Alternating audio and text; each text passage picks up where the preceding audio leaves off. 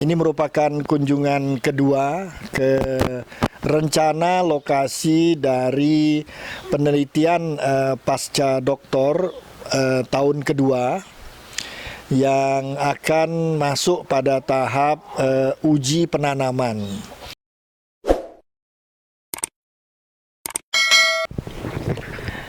Assalamualaikum warahmatullahi wabarakatuh. Alhamdulillah pada siang menjelang sore ini merupakan kunjungan kedua ke rencana lokasi dari penelitian pasca doktor tahun kedua yang akan masuk pada tahap uji penanaman. Jadi akan dilihat efektivitas lumpur laut sebagai amelioran di lahan gambut untuk menggantikan fungsi kapur. Dan lebih khusus lagi sesuai dengan judul dari penelitian pasca doktor ini adalah mengurangi pembakaran lahan. Karena pada dasarnya pembakaran lahan dilakukan oleh petani adalah untuk mendapatkan abu. Nah, abu ini untuk menggantikan ketiadaan kebutuhan kapur yang mungkin sulit untuk mereka dapatkan pada masa-masa musim penanaman ya. Nah, kebetulan lokasi rencana dari uji penanaman ini di Wonodadi 2 di kebun milik Bapak Aspul. Dan Alhamdulillah pada kunjungan kali ini kita dapat bertemu langsung dengan Pak Aspul. Assalamualaikum Pak Aspul. Waalaikumsalam warahmatullahi wabarakatuh. Sehat Pak? Alhamdulillah sehat. Alhamdulillah. Terima kasih nih Pak Aspul, kita udah diterima untuk melihat atau menjajaki kemungkinan lokasi dari bagian-bagian dari lahan, karena lahan beliau ini sangat efektif atau optimal dimanfaatkan ya, walaupun tingkat ketebalan gambutnya berapa Pak? Rata-rata berkisar ada berapa aja? Mau 5 meter gambut sini. Ada yang 5 meter? Ada. Oh. Ada yang bahkan lebih ya? Yang misalnya lokasi terong tuh berapa? Itu mau 6 meter itu gambutnya. Karena baru dia ketemu tanah putih kan? Nah, baru ketemu tanah putih. Itu bisa sampai 6 meter ya. Nah, kita akan tanya-tanya lagi terkait data awal dari lahan yang akan kita gunakan sebagai lahan uji penanaman di tahun kedua ini. Yang pertama, Bapak udah berapa lama mengusahakan mulai bertanam di daerah kebun Bapak ini? Tahun 2000-an. Tahun 2000-an. Jadi udah di atas 15 tahunan ya Pak ya? Iya. Di atas 15 tahun. Terus ada tanaman apa aja yang pernah Bapak tanam? Bapak coba untuk dibudidayakan? Pertama dulu sih karet. Oh, karet. Yang di lahan sawit tuh karet awalnya. Waktu itu karena karet tidak menjanjikan masa depan yang baik, saya tebang. Jadi karena apa? Pertumbuhannya tidak bagus atau harga jual? Harga jualnya tidak stabil, kadang naik, kadang turun. Dia pun dilema sebenarnya karet, maka orang sekarang jarang tanam karet. Di musim hujan dia tak bisa diambil. Di musim hujan lah yang bagus daunnya. Di musim panas yang bisa diambil, musim panas daunnya gugur. Jadi tidak stabil, kerjanya tidak stabil, harganya pun tak stabil. Itu maka susah orang petani karet tuh. Bukan intinya karena kayak itu. Bapak nanamnya di lahan gambut kah? Tidak juga. Sama sebenarnya. Mineral pun sama. Sama. Kok karet tidak masalah sebenarnya. Jadi saya tebang karetnya, udah siap panen waktu itu. Saya kasih sawit, saya tanam sawit karena sawit menjanjikan masa depan yang baik. Itu intinya. Jadi sempat sebelum diganti ke tahun waktu itu. Sampai 6 tahun ya. Enggak, pokoknya siap piano. Ya, koreh lah ya. Udah bisa.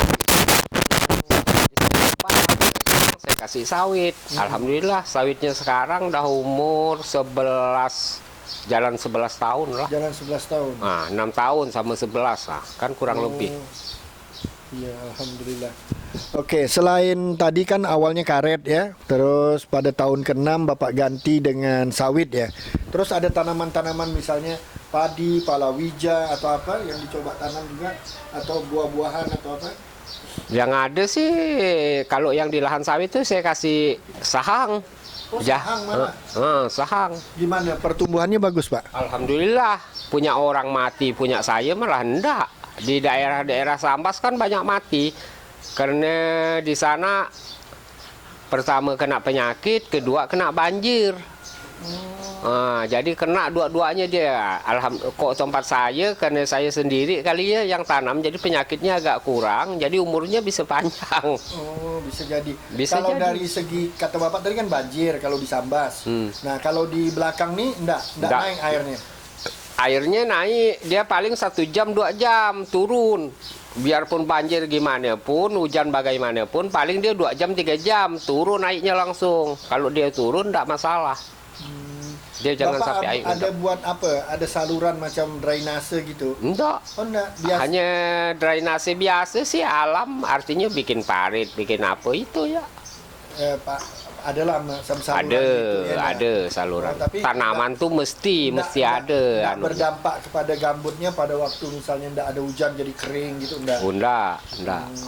Dan ada naungan dari sawit Bapak tadi. Sawit. Pada usia berapa sawitnya baru Bapak mulai nanam sahang tadi apa?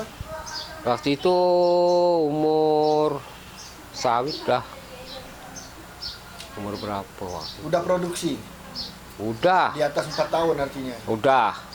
Jadi Ada. udah besar lah kan Udah. enggak? Cuman dia belum terlalu besar sampai kayak sekarang. Kok sekarang kan daun dengan daun ya Udah ketemu. udah ketemu walau jaraknya 10 meter. Jadi udah besar benar lah artinya. Udah usah benar. Jadi udah pernah panen apanya ladanya tadi tuh. Udah. Oh, alhamdulillah.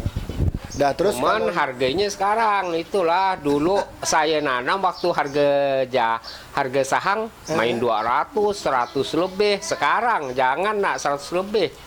Pernah kemarin anjlok sampai harga 40. Mana ada untungnya? Kok harga 40 ndak untung tanam sahang. Karena prosesnya panjang. untuk jadi yang Jadi sahang sebenarnya.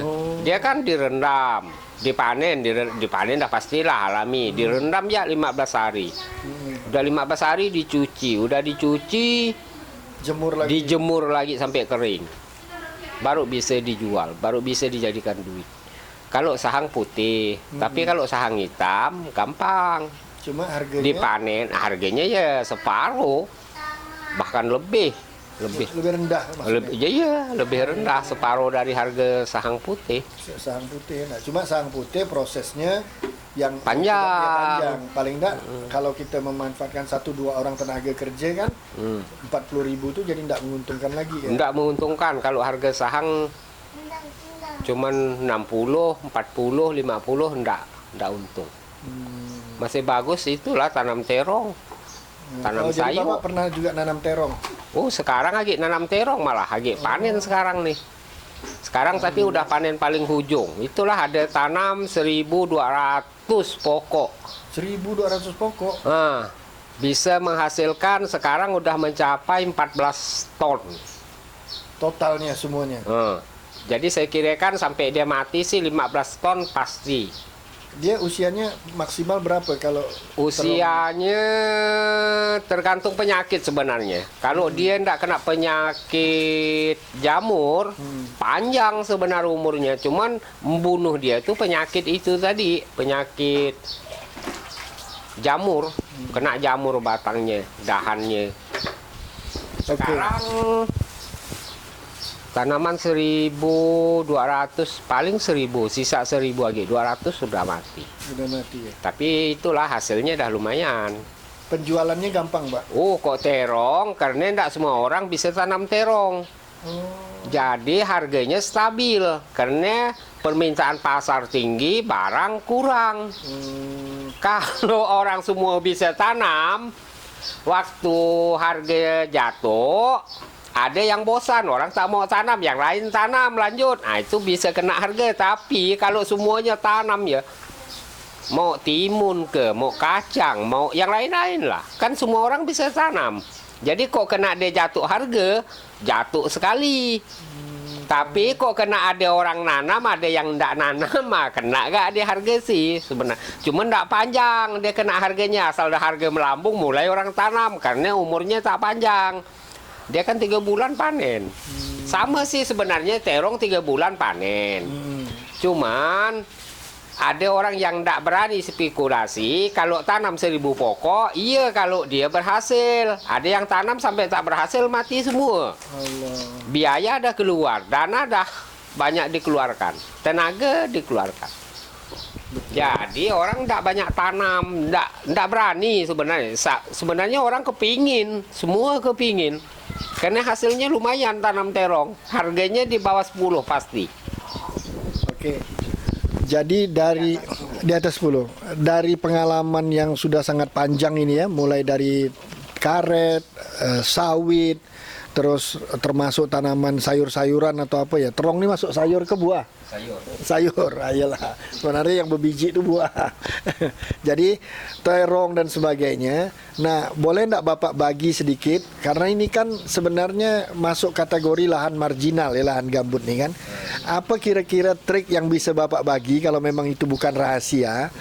Yang jelas, apakah Bapak membakar atau enggak? Ah, itu ya pertanyaannya. Enggak. Enggak membakar kan? Enggak. Nah, jadi apa kuncinya gitu kalau Bapak boleh share lah kalau bukan rahasia? Enggak, itu semua orang tahu tuh. Kalau daerah gambut nih intinya mau pakai abu. Oke. Kalau enggak pakai abu, biar tanam apa susah. Nah, sekarang kata Bapak enggak membakar. Bapak dapat abu dari mana? Karena sekarang masih ada somel, jadi pakai abu somel. Abu somel. Oh, jadi yang Semua orang, kok seluruh Pontianak ini boleh tanya, semua pasti pakai abu somel. Tak ada abu lain. Karena dia memang ada bikin abu untuk pembakaran nano tuh. Sebenarnya bukan dia bikin abu, dia pembakaran nano, tapi limbahnya itu kan bisa dimanfaatkan. Nah, Abu itu sebenarnya kalau limbah. yang standar orang budidaya kan menggunakan kapur ya. Nah, tadi abu tadi kan untuk mengganti kapur. Kapur. Dari betul. segi biaya lebih murah abunya. Enggak, sebenarnya kalau di Lomit lebih murah. Oh, lebih murah. Cuman hasilnya lebih bagus kapur. Lebih bagus abu. Lebih bagus abu. Oh. Kalau Itu. harganya lebih mahal abu. Sebenarnya lebih mahal abu. Enggak, abu tuh kan satu karung tuh paling 10 kilo. Palinglah 10 kilo kali ya. Karung mana? Karung 50. kecil itu, dia kan ya ringan. Kalau pakai cimbangan, dia kalau satu karung sekarang nih 13.500. Abunya. Sedangkan kalau dolomit Di Lomit kan paling 50 sekarung, tapi 50 kilo. 50 kilonya ya. Oh iya, kalau dikonversi jadi lebih mahal abunya ya. Sebenarnya di Lomit sebenarnya lebih murah, cuman udahlah lebih murah, manfaatnya lebih bagus abu. Kalau enggak saya coba bandingkan. Yang satu pokok pakai di Lomit, yang satu pokok pakai abu. Pasti yang lebih cepat naik, cepat subur, pasti yang pakai abu.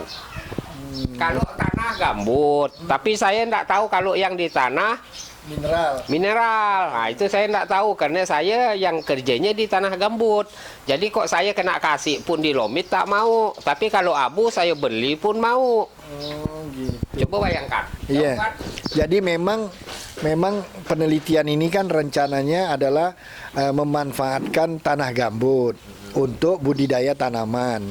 Nah, kajiannya waktu itu kan kebutuhan kapur yang harus digantikan karena pertama mungkin dari segi harga untuk beberapa petani agak mahal dibandingkan kalau dia harus cuma membakar, dapatkan abu dari bakaran ya, membakar serasahnya maksudnya. Terus ketersediaannya juga pada saat misalnya orang mau nanam, ketersediaan itunya enggak ada. Nah, itu kan juga jadi pemikiran. Nah, dari tahun 1992, Prof. Sairi terus dilanjutkan yang lain, udah mencoba untuk memanfaatkan lumpur laut. Jadi dicoba dari beberapa penelitian. Nah, sekarang kita akan kembali mencoba di lahan ini untuk berbagai macam tanaman. Rencananya, niatnya walaupun skalanya kecil adalah padi, jagung dan kedelai. Dari 3 ini yang Bapak pernah apa yang Bapak pernah tanam? Sebenarnya jagung biasa saya Jagung tanam. biasa. Kalau padi belum pernah orang buat. Kalau di tanah gambut nih tak hidup padi. Karena tanah gambut nih akarnya tanahnya itu belum padat. Jadi akar padi kalau bergantung dia tak mau naik padinya. Kecuali di tanah yang gambutnya cuma tipis. Kalau yang di gambutnya tebal, itulah tanah pertama dia kena panas tuh renggang. Kalau dia ada hujan terus bisa. Kalau ada air terus, bisa. Padi nih ya kalau udah musim hujan cantik kalau di tanah gambut. Tapi kalau udah kena panas 1 minggu, karena di bawah dia akar masih renggang, terus airnya tak ada, akhirnya dia kering sendiri. Kalau jagung enggak masalah. Kalau jagung nggak masalah karena akarnya panjang, dia bisa jangkau air ke bawah. Kalau kedelai? Kalau kedelai saya belum coba, tapi saya kepingin coba kali ini.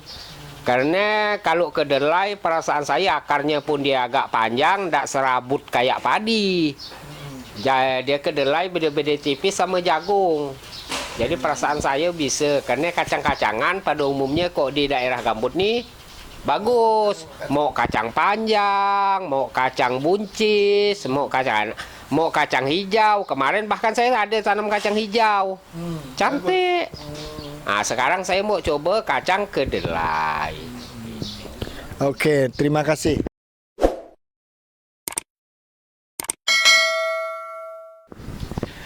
Kalau padi tadi penjelasan Pak Aspul kan resikonya kalau tidak ada hujan ya, karena akarnya dan sebagainya. Nanti kita memang karena keinginan menjalankan programnya Pak Jokowi ini, Pajale namanya, padi, jagung, kedelai. Mungkin kita coba lah ya Pak Aspul, kita coba satu petaan gitu untuk uji coba.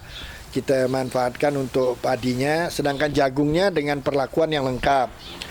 Kedelainya juga kita samakan perlakuan yang lengkap.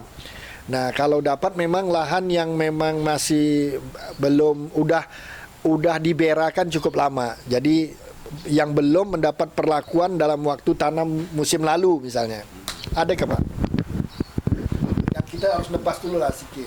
Ada? Karena dia udah diberakan kan. Ada? Nah, nanti baru kita hitung ukur itunya berapa. Kalau yang itu nanti kan ada. Nah, terus lahan yang udah jadi kan udah siap tanam ada. Nah, ya jadi kita manfaatkan itu. Kita coba dengan metode abu somil. Itu kan juga tidak membakar. Nah, sebagian dari kalau nanti kita nebas ada serasanya. Kalau sempat dikeringkan, kita coba satu galangan dengan metode membakar, tapi tentu dengan sangat hati-hati. Jadi jangan sampai kebakaran yang selama ini suka jadi masalah itu akan terulang gitu kan. Nah, dari penelitian ini harapannya nanti kita bisa merekomendasikan, oh begini, ternyata betul yang diterapkan Pak Aspul selama ini menggunakan abu somil. Abu somil itu ternyata merupakan pilihan atau alternatif pengganti kan. Karena kalau lumpur memang masih ada effort lah. Mungkin tahap berikutnya Universitas Tanjung Pura dengan BLU dengan BPPU-nya ini akan bisa memproduksi arti secara komersial kebutuhan pengganti kapur dengan teknologi atau dengan metode memperkaya lumpur yang ada gitu kan. Jadi mungkin itu, terima kasih ya Pak Aspul. Ya, sama-sama. Ke lokasi sama-sama tempat-tempat yang menjadi alternatif kita. Mudah-mudahan sesuai dengan ini, mungkin di awal minggu pertama atau kedua Juli kita udah bisa melakukan pembersihan lahan, menyiapkan lah. Karena bulan November kan harus udah laporannya udah harus masuk. Nah, Juli, Agustus, September, Oktober, November, 5 bulan. Kira-kira seperti itu. Baik, terima kasih. Demikian sedikit penjelasan dari Pak Aspul terkait dengan rencana uji penanaman di lahan gambut sebagai penelitian tahun kedua dari PPD atau penelitian pasca doktor ini. Semoga apa yang kita rencanakan selalu senantiasa dimudahkan Allah Subhanahu wa taala, diridhoi beliau sebagai sumbangsih bagi ilmu pengetahuan dan bermanfaat bagi para petani seluruhnya. Terima kasih, lebih dan kurangnya kami mohon maaf. Wabillahi taufik wal hidayah. Assalamualaikum warahmatullahi wabarakatuh. Waalaikumsalam.